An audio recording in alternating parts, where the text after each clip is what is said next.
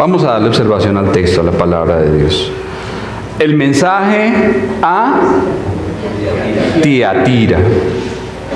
Y escribe al ángel de la iglesia en Tiatira, el Hijo de Dios, el que tiene ojos como llama de fuego y pies semejantes al bronce bruñido, dice esto: yo conozco tus obras y amor y fe y servicio y tu paciencia, y que tus obras postreras son más que las primeras. Pero tengo unas pocas cosas contra ti, que toleras que esa mujer Jezabel, que se dice profetiza, enseñe y seduzca a mis siervos a fornicar y a comer cosas sacrificadas a los ídolos. Y le he dado tiempo para que se arrepienta, pero no quiere arrepentirse de su fornicación. Amén. Amado Dios, te damos gracias, Señor, por permitirnos estar aquí reunidos una vez más, Señor, como un cuerpo que somos en Cristo Jesús, como una iglesia, columna y baluarte de tu verdad. Gracias, Señor, porque somos un organismo vivo en donde Cristo es la cabeza y nosotros parte activa de su cuerpo. Señor, te rogamos que hoy, Padre, por medio de esta tu palabra, nos edifiques. Señor, nos exhortes, nos enseñes, nos muestres, Señor, lo que tú quieres de tu iglesia, Padre. Ayúdanos, Señor, a tener oídos para escuchar. Ayúdanos, Señor, a ser receptivos a tu palabra, a entender tu mensaje, Señor, para de una manera práctica ponerlo por obra, Señor. Que no seamos solamente oidores olvidadizos, engañándonos a nosotros mismos, sino que seamos hacedores de tu palabra. Señor, muchas gracias por esta porción maravillosa de la Escritura en la que nos encontramos, Señor. Te pedimos, Señor, que tu Espíritu nos guíe y alumbre nuestro entendimiento para que podamos, Señor, comprender tu voluntad, que es buena, agradable y perfecta. En el precioso nombre de nuestro amado Señor y Salvador Jesucristo, oramos. Amén. Bien. Estamos en el mensaje de Apocalipsis. Las 7 iglesias.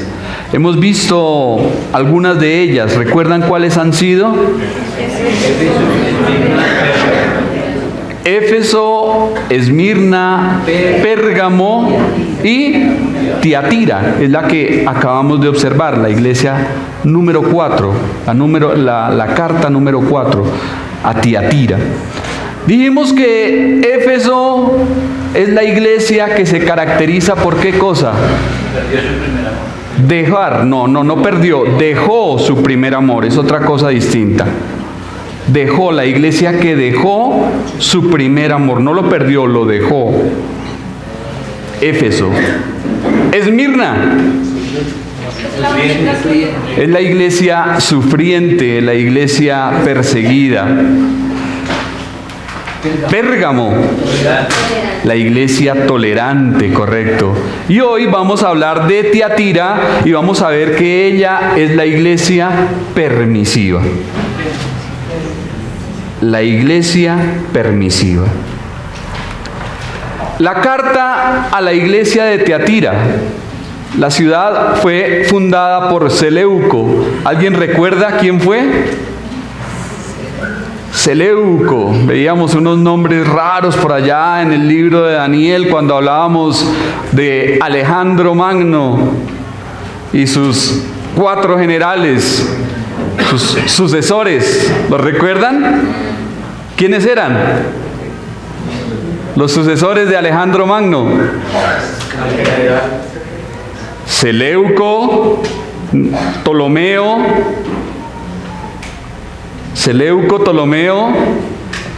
Lisímaco y Casandro.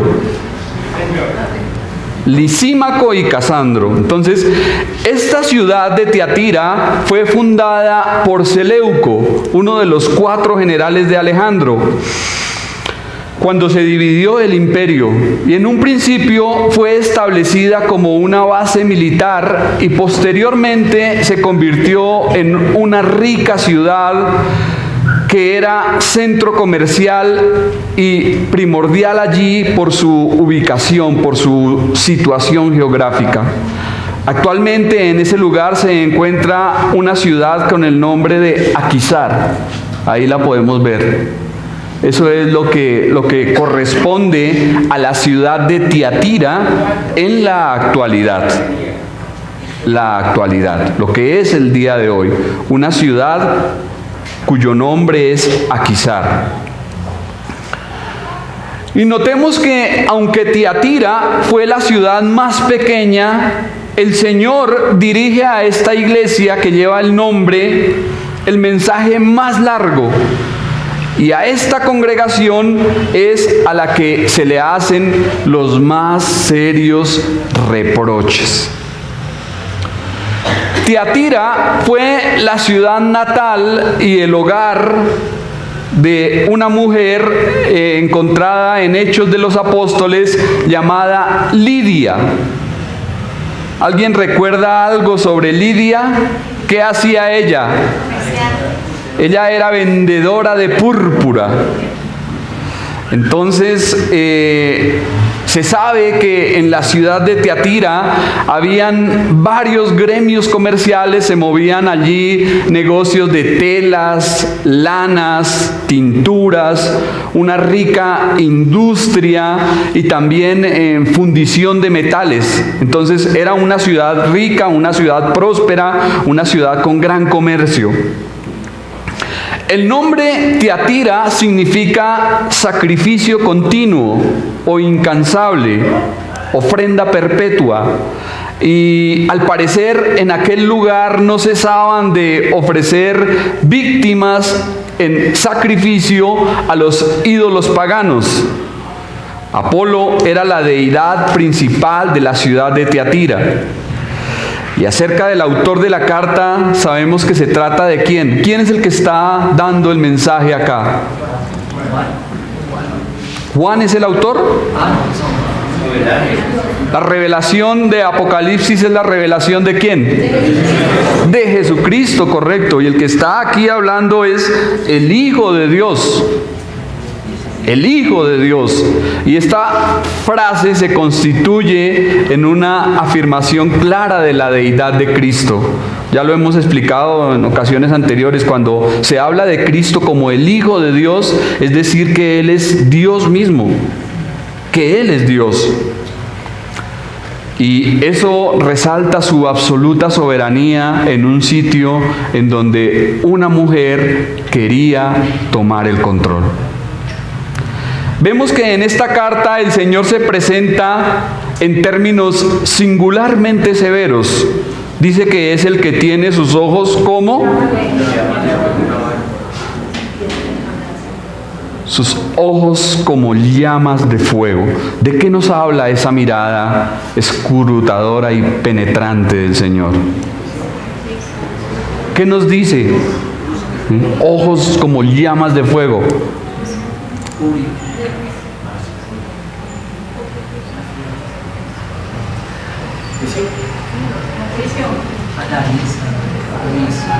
Que el Señor lo sabe todo, que Cristo conoce todas las cosas, que para Él no hay nada secreto, nada oculto, nada escondido. Esa mirada penetrante y omnividente nos dice que Él es el Dios soberano que conoce todas las cosas, que nada se escapa de su sabiduría. Y también nos dice que tiene el conocimiento perfecto de su iglesia y que sus ojos penetran aún en las profundidades del engaño satánico. Esos ojos escudriñan la mente y el corazón de los hombres. Nosotros no podemos saber lo que hay en la vida de una persona. Nosotros solamente podemos ver lo que tenemos por delante. Por eso dice el adagio popular, ¿no? Caras vemos, corazones no sabemos, ¿sí? Pero el Señor sí sabe lo que hay en el corazón de cada uno. Él mira no solamente lo que hay por delante, Él va más allá y escudriña la mente y el corazón de cada uno. Y ante Él no hay nada oculto. En cuanto a los pies semejantes al bronce bruñido, el bronce sabemos que es una aleación de metales que se resalta por su dureza. El simbolismo nos describe al Señor que viene victorioso en un juicio invencible, dispuesto a someter bajo su autoridad a todos sus enemigos. Sabemos que el Señor va a pisotear a sus adversarios. Entonces, pregunto, ¿no conviene prestar atención a tal persona? ¿Será importante escuchar a aquel que tiene sus ojos como llama de fuego y sus pies como el bronce bruñido? Versículo 19.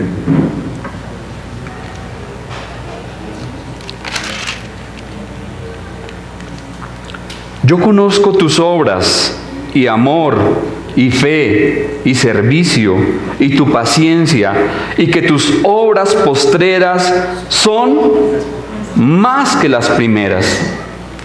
Acerca de la característica de la iglesia de Tiatira, hallamos obras, fe, servicio, paciencia. Y aquí vemos que el Señor alaba a la iglesia por sus obras, ya que eran crecientes. Dice que sus obras postreras eran más que las primeras. Pero recordemos que ante la escrutadora mirada del omnividente Señor no hay nada oculto. Y no todo andaba bien en la iglesia de Tiatira. No todo estaba bien allí.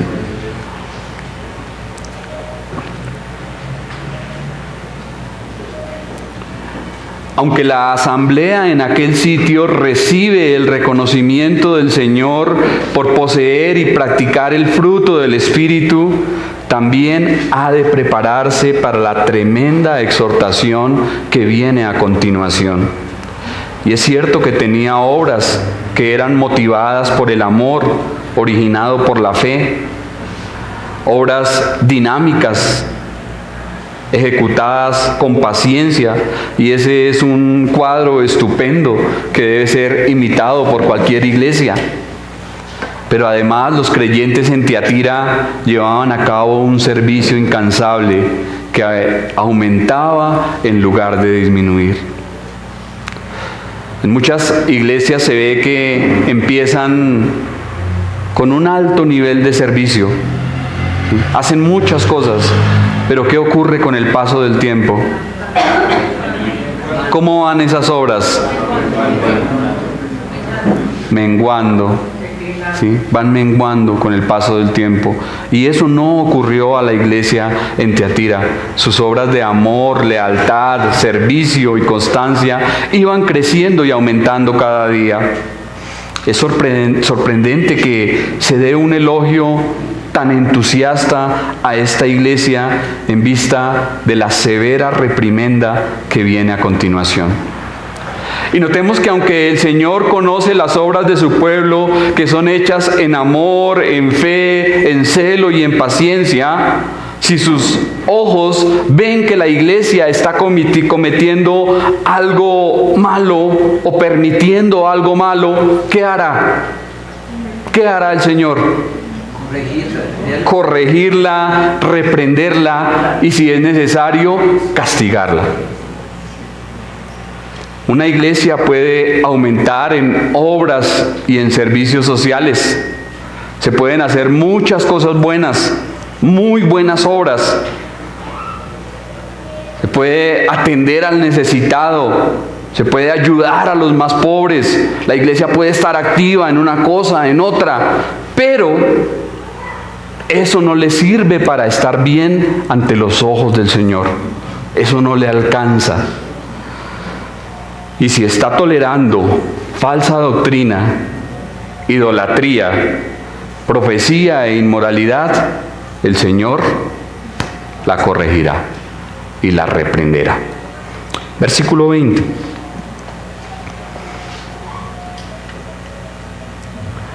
Pero tengo unas pocas cosas contra ti, que toleras que esa mujer Jezabel, que se dice profetiza, enseñe y seduzca a mis siervos a fornicar y a comer cosas sacrificadas a los ídolos.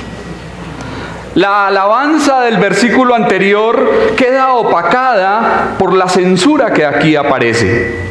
En el texto griego se omite la expresión unas pocas cosas. Entonces dice, pero tengo contra ti. Cambia. De manera que Cristo reprende a la iglesia de Tiatira por permitir la falsa enseñanza de una mujer que, diciendo ser profetisa, ejercía gran influencia dentro de la congregación y seducía a los siervos del Señor al pecado y la maldad. El nombre verdadero de dicha mujer tal vez fue Jezabel, puede que sí, como puede que no. Ahí tenemos una imagen. ¿Qué tal?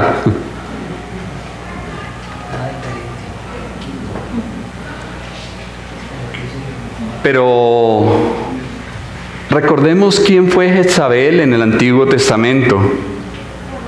Fue una mujer símbolo de fornicación, hechicería e idolatría. La mujer más diabólica que jamás haya vivido. La hija del rey pagano de Sidón, casada con Acab, el rey de Israel. Ella era la reina y por eso tenía derecho de influir en el gobierno según sus antojos. Ella era la que manejaba los hilos del poder. Y el rey Acab se puede decir que simplemente era un títere en sus manos.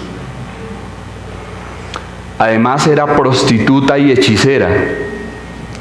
Aún el mismo nombre significa deshonesta y pérjura. Fue culpable de prostitución y brujería. Ella inducía al mal tanto a su esposo como a las demás personas. Y aunque instruía a los profetas del Señor, también mantenía a los profetas paganos. Recuerdo la historia del profeta Elías allí en el libro de los Reyes. Imagínense, él viene de estar en la cumbre.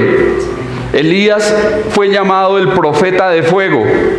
Era el hombre que oraba a Dios y Dios le respondía con fuego del cielo. Imagínense. No era cualquier cosa el profeta Elías. Y derrotó a 450 profetas de Baal en el monte Carmelo. Y estaba en la cima. Y luego aparece unos pocos capítulos más adelante, Jezabel lo amenaza y corre despavorido a esconderse. Nuestro hermano en esta mañana nos hablaba de que la vida cristiana va de la cumbre al valle. Y ahí lo vemos también en la vida del profeta Elías. ¿Sí? El hombre, después de ver cómo descendía fuego del cielo de Jehová, ahora corre amenazado a esconderse de una mujer. Jezabel lo acobardó, lo atemorizó, al punto que llegó allí y dice: basta ya, oh Jehová, quítame la vida. Estaba mal Elías. Estaba mal Elías. Pero allí Dios lo reconfortó y sabemos lo que ocurrió. Pero entonces, ¿sería mala esta Jezabel? ¿Qué creen ustedes? Una mujer terrible. Ahora, si recordamos el episodio de la viña de Nabot, No sé si lo han leído también. Allí se puede ver su maldad y su ambición. ¿Qué ocurrió con el rey Acab? ¿Lo recuerdan? Él quería una viña que pertenecía por heredad a un hombre llamado Nabot. Entonces Acab le dijo a Nabot: véndeme tu viña, yo te la pagaré a buen precio, yo la quiero para mí. Pero Nabot le dijo: no te la vendo porque es una heredad de mis padres, no puedo salir de mi viña, no te la voy a dar, no te la voy a vender. Entonces Acab llegó triste a su casa, al palacio, y le comentó a Jezabel: ¿cómo te parece que Nabot no me quiere vender la viña? Y Jezabel empezó a maquinar allí: no hay problema, tú eres el rey. Si no te quiere vender la viña, entonces vamos a buscar la forma de apoderarnos de ella legalmente. ¿Y qué hizo? Levantó falsos testigos en contra de Nabot. Prácticamente lo que hicieron con nuestro Señor, unos falsos testigos, lo acusaron, lo llevaron, lo sacaron de la ciudad y lo apedrearon. Y así murió Nabot. Y de esa manera Jezabel logró su cometido y se apoderó de ese terreno, de esa propiedad. Entonces era una mujer realmente perversa, una mujer mala, una mujer codiciosa, una mujer manipuladora, como ya lo dije, prostituta, hechicera, o sea, una influencia terrible, terrible.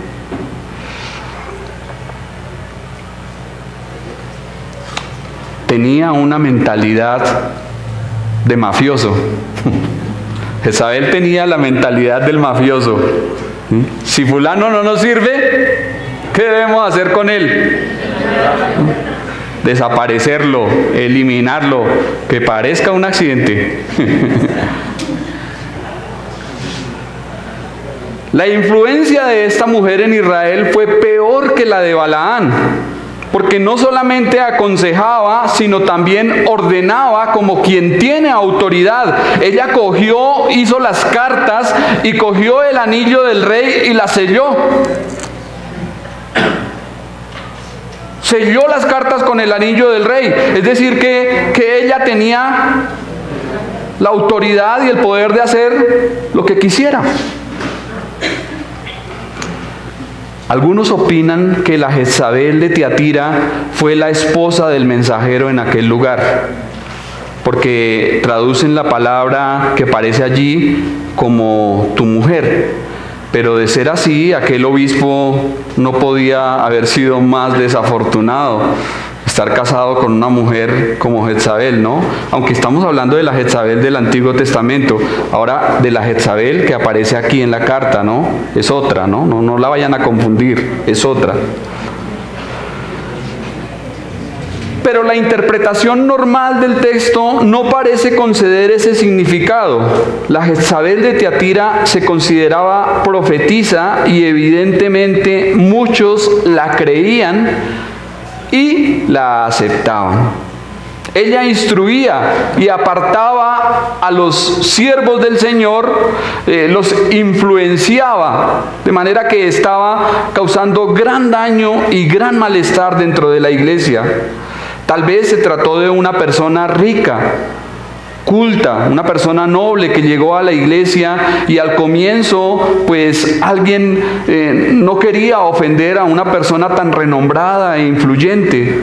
Pero luego, cuando ya empezó a ganar influencia dentro de la iglesia, ya se hizo dominante y llegó a tener simpatizantes al punto que disponía de la iglesia y la manejaba a su antojo. ¿Y cuál fue el pecado de Tiatira? Ya lo dijimos. ¿Cuál fue el pecado de Tiatira? Permisiva. El pecado de Tiatira fue ser una iglesia permisiva. Permisiva. Fue el mismo que cometió Acab en el Antiguo Testamento al dejarse manipular por Jezabel, su mujer. Y los pecados de Jezabel allí en Tiatira eran muy notorios. Ella decía ser profetisa. Imagínense. Ella, según decía, tenía mensajes que recibía de Dios y los comunicaba a la asamblea. Sin duda, esta mujer debió ser vanagloriosa de poseer el mensaje divino.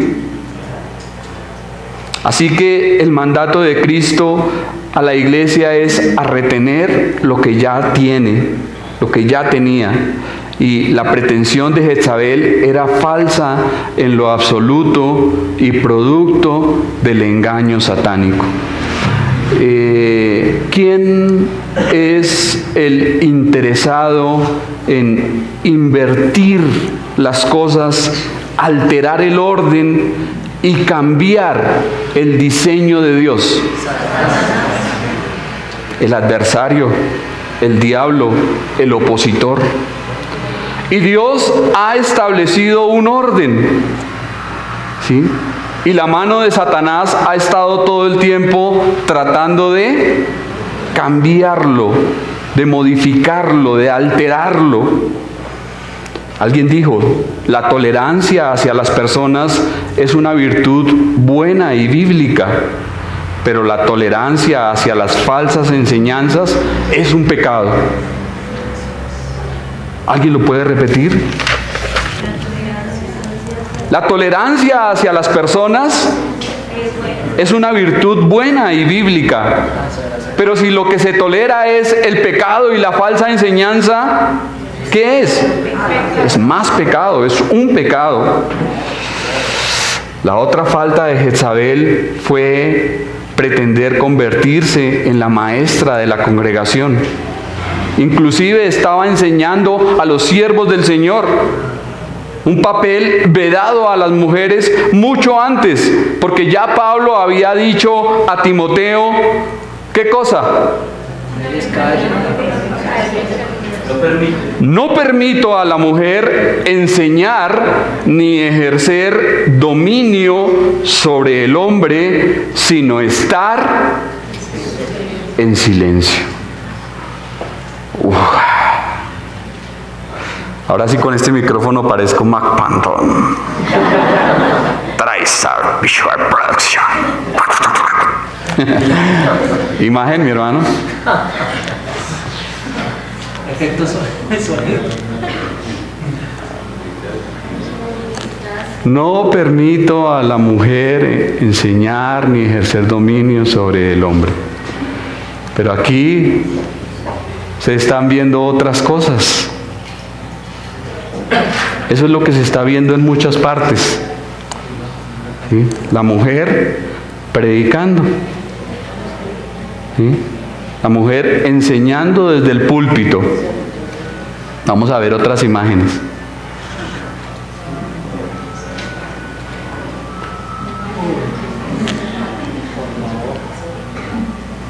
¿Qué tal? Pastora y profeta.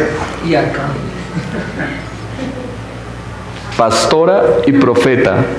Cree a nuestros profetas, dice la pastora. A nuestros.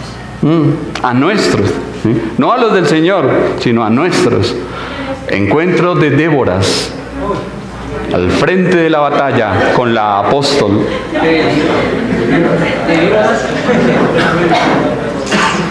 ¿Tenemos más? No. Gracias, mi hermano. En estos días escuché que la Convención Bautista del Sur expulsó a la iglesia de Rick Warren por contar con pastoras. En este momento están, ¿debe la mujer ejercer el ministerio? ¿Debe la mujer enseñar? ¿Debe la mujer predicar? ¿Debe la mujer tener un lugar de liderazgo dentro de la iglesia? ¿Qué dice la palabra? Porque no permito a la mujer enseñar ni ejercer dominio sobre el hombre, sino estar como. Entonces pensaríamos, uy, pero qué palabras más machistas. ¿Sí? Qué palabras más despectivas, más humillantes en contra de nuestras mujeres. Y más hoy en día en que las mujeres quieren ser liberales, quieren tener sus propios planes, quieren tomar sus propias decisiones, ser proactivas, exitosas, emprendedoras y liberadas. Siempre con la tendencia a tomar el control, independientes y empoderadas. Compiten a la par contra los hombres. Y muchas mujeres tienen en su cabeza metido eso. No, es que tenemos que ganarle a los hombres, tenemos que desplazar a los hombres. Esa es la mujer moderna y contemporánea del presente siglo, que en poco y nada se parece a la mujer tradicional, a la mujer obediente, dedicada a su familia, entregada a su hogar y a sus hijos. La mujer que encontramos en Proverbios capítulo 31, la mujer que ama al Señor y obedece a Él. Pero la verdad en este asunto, mis hermanos, es que debemos aceptar y creer lo que la palabra de Dios dice y no lo que el mundo nos enseña. Todo esto que les acabo de mostrar es porque el mundo se ha metido en la iglesia. ¿Sí? Y como ya lo dije, al cambiar el orden establecido por Dios, ¿cómo se encuentra la iglesia? Un lugar en donde el orden de Dios no se respeta es un lugar que está patas arriba. Una familia en donde el orden de Dios no se respeta es una familia patas arriba. ¿Sí? Y eso es lo que está ocurriendo, eso es lo que está pasando hoy en día. El hombre y la mujer han entrado en una competencia absurda, sin entender que Dios nos ha creado diferentes y nos ha hecho con diferentes roles, diferentes papeles para que cada uno ocupe su lugar. No hace mucho escuché que en unas olimpiadas una nadadora lloraba amargamente porque la pusieron a competir con un grupo de mujeres y allí iba un hombre disfrazado de mujer. Adivinen quién ganó. ¿Por qué ganó el hombre?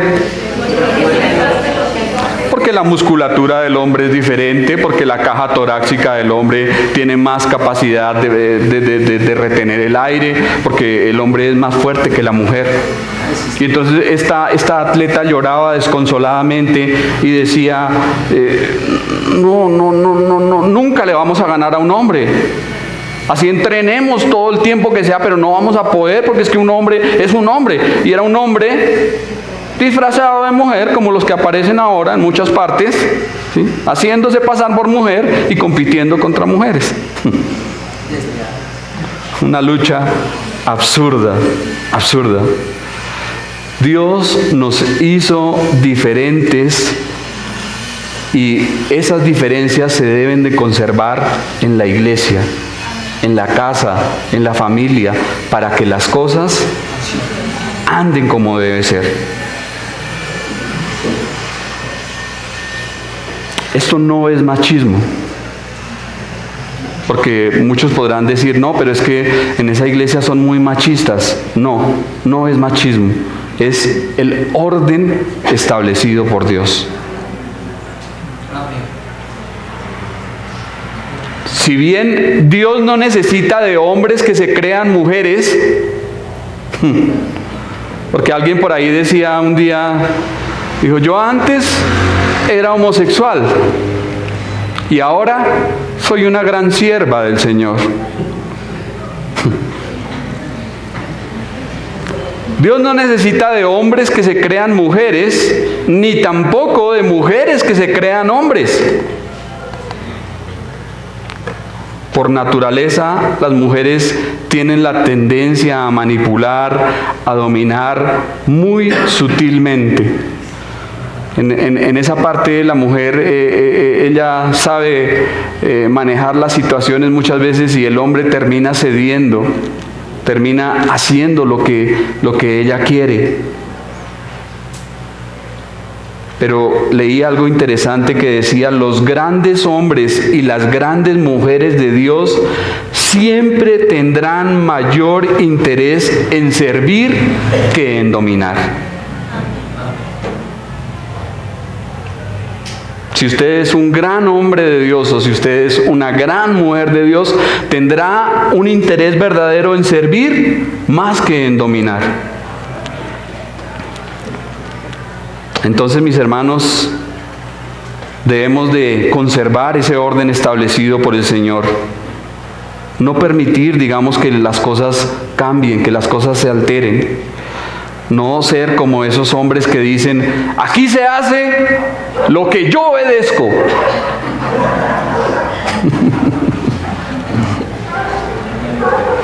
Una casa en la cual el varón no ocupa su lugar, no es ese sacerdote, ese proveedor, ese hombre que debe guiar a su familia. Es una casa en donde la mujer es la que toma el control, es la que lidera y el hombre se hace a un lado. Es un lugar que está mal.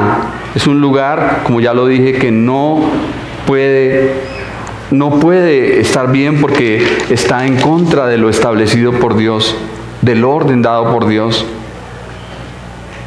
Entonces, si una familia, una casa no tiene ese orden establecido, está mal, está en un caos. Está en un caos. Y esto también es un llamado a nosotros los hombres a que ocupemos el lugar que nos corresponde. Bueno, ya un poco vamos a tener una conferencia de varones y allí nos van a estar hablando de los roles que debemos desempeñar como varones que somos y lo que Dios quiere de nosotros. Pero, mis hermanos, debemos de ocupar nuestro lugar, en una casa en donde el hombre se ausenta, en donde no está, en donde se va a viajar y dura 5 meses, 6 meses por fuera. Pues, ¿qué puede hacer la pobre mujer sola? Tomar decisiones sola, educar a sus hijos sola, enfrentarse a la vida sola. Y ahí se ven las consecuencias después en los hijos, en los nietos y en la familia. Versículo 21, terminamos.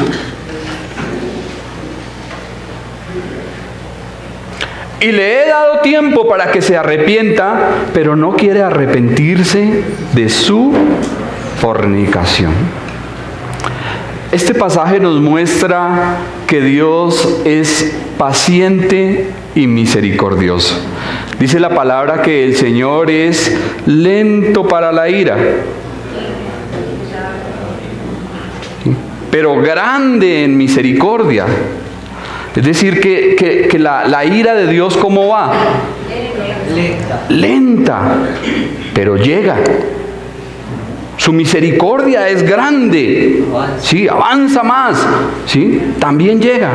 Pero esto nos advierte de que la ira de Dios y la paciencia de Dios tiene un límite. Al parecer el Señor reprendió a esta Jezabel del Nuevo Testamento, pero ella no se arrepintió. Tal vez el Señor le dio una advertencia concreta, pero esta mujer era demasiado orgullosa para cambiar de rumbo.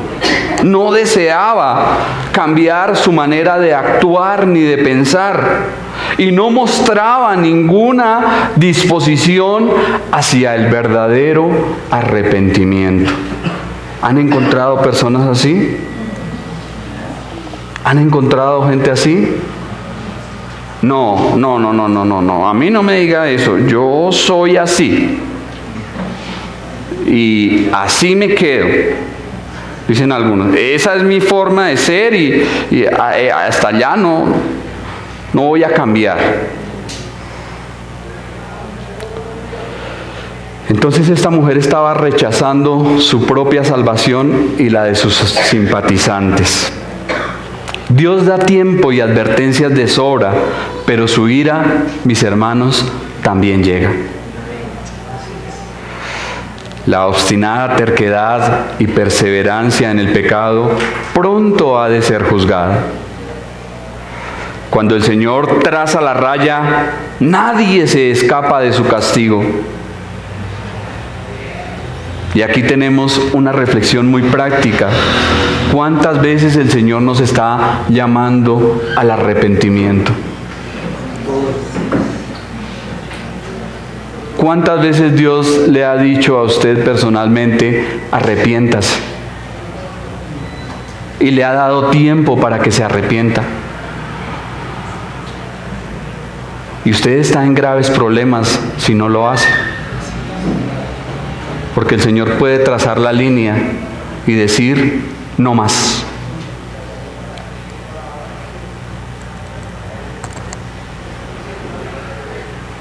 ¿En cuántas ocasiones Dios nos ha dicho que abandonemos ese pecado específico?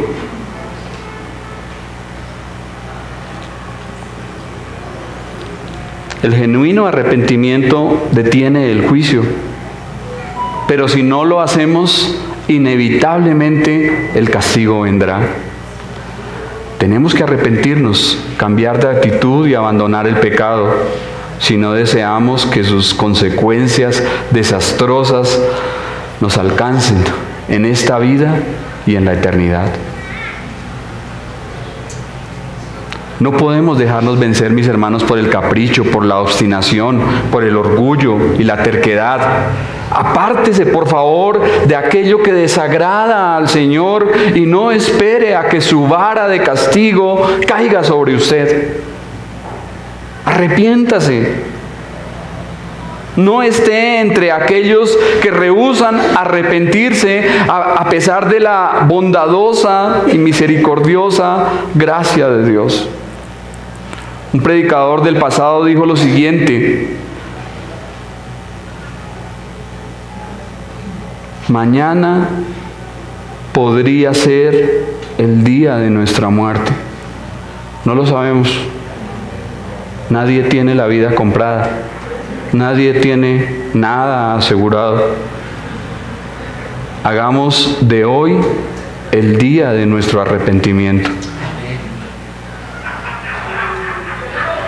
Si escucha la voz del Señor hoy, no endurezca su corazón, mi hermano. Arrepiéntase. Arrepiéntase. Y una y otra vez estamos diciendo desde aquí lo mismo. Arrepiéntase de su pecado. Póngase a cuentas con Dios. No juegue con candela, porque se puede estar quemando. La Jezabel de Tiatira debía arrepentirse de su fornicación. Ahora, la infidelidad denota o es en la Biblia mostrada como fornicación y adulterio. Pregunto, ¿la iglesia qué es del Señor? La esposa del Cordero. Y si la iglesia se permite una infidelidad espiritual, ¿qué está haciendo? Cometiendo adulterio y fornicación. No se puede servir al Señor y al mismo tiempo coquetear con los ídolos del mundo y del paganismo. No se puede decir que adoramos a Dios cuando tenemos dioses con minúscula, a los cuales honramos y adoramos. Es una contradicción participar en la mesa del Señor y al mismo tiempo sentarse a comer de lo sacrificado a los ídolos en esos banquetes paganos. No podemos andar agradando a Dios y andar con el mundo al mismo tiempo. Eso es fornicación.